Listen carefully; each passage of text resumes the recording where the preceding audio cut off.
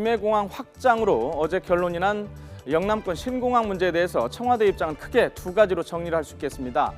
어제 이게 백지화냐 아니냐 논란이 좀 많았었는데요. 청와대 입장은 이명박 정부 때처럼 백지화하는 것은 결코 아니다라는 것이고요. 그래서 결과적으로 박근혜 대통령의 대선 공약이 파기된 것도 아니다라고 정리를 할 수 있을 것 같습니다. 이른바 공약 파기 논란에 대해서 적극적으로 설명을 하면서 정면 돌파를 선택한 것 같은데요. 조금 전에 나온 대통령의 직접적인 언급도 이런 맥락에서 이해를 하시면 될 것 같습니다. 그런데 여기서 한 가지 좀 짚어볼 게 있습니다. 아시다시피 영남권 신공항은 당초에 지난 두 번의 대선에서 후보들의 대선 공약으로부터 시작이 됐습니다. 이명박 대통령의 대선 공약이었고 박근혜 대통령의 대선 공약이었습니다. 그래서 이번에 김해공항 확장이라는 제3의 안으로 결론이 났지만은 혹시 내년에 치러질 다음 대선에서 또 신공항 건설 공약이 등장하지 않을까 하는 가능성인데요. 무슨 말이냐면 본격적인 대선 국면에 접어드는 내년에 후보 가운데 한 명이 또는 한 명 이상의 후보들이 표를 얻는 데 유리하다고 판단을 하고 지난 두 번의 대선 때처럼 영남권 신공항 건설 공약을 다시 할 수도 있다는 겁니다. 어제 김해공항 확장으로 결론이 났는데 공약으로 다시 들고 나올 수 있을까 하는 의문이 생길 수 있지만은 가능하다고 합니다. 어제 정부의 발표는 앞으로 어떻게 하겠다는 계획이지 현 정부가 실제로 확장 공사를 본격적으로 시작을 하는 것은 아닙니다.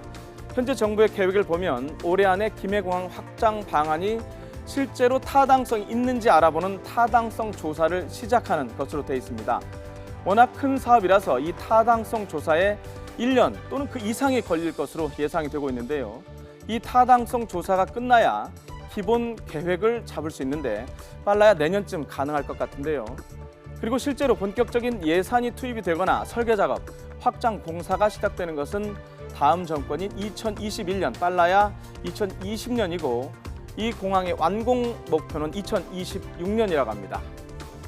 다시 정리를 하면 실제 공사가 들어간 것이 아니고 타당성 조사나 기본 계획 수립 과정이기 때문에 혹시 대선 국면에서 어느 후보가 신공항 건설 공약을 다시 들고 나올 수 있고 그 후보의 당선 여부에 따라서 이번에 결정된 김해공항 확장 문제가 영향을 또 받을 수 있다는 겁니다.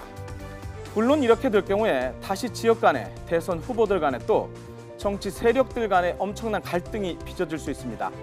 하지만 대통령 당선을 최고 목표로 삼는 후보들이기 때문에 다시 말해서 득표 전략 차원에서 과거 두 번의 대선 공약이었던 영남권 신공항 재추진이라는 휘발성 강한 공약을 다시 공론화할 가능성은 배제할 수 없다는 게 일부 전문가들의 지적입니다.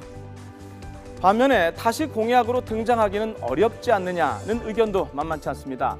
이미 두 번의 대선 과정에서 공약으로 등장했다가 너무 심한 갈등으로 사실상 무산된 영남권 신공항 건설을 다시 들고 나오는 것이 해당 지역에서는 득표력을 발휘할 수도 있지만은 논란만 부추기면서 전체적인 득표에 있어서는 오히려 마이너스가 될 수 있다는 겁니다.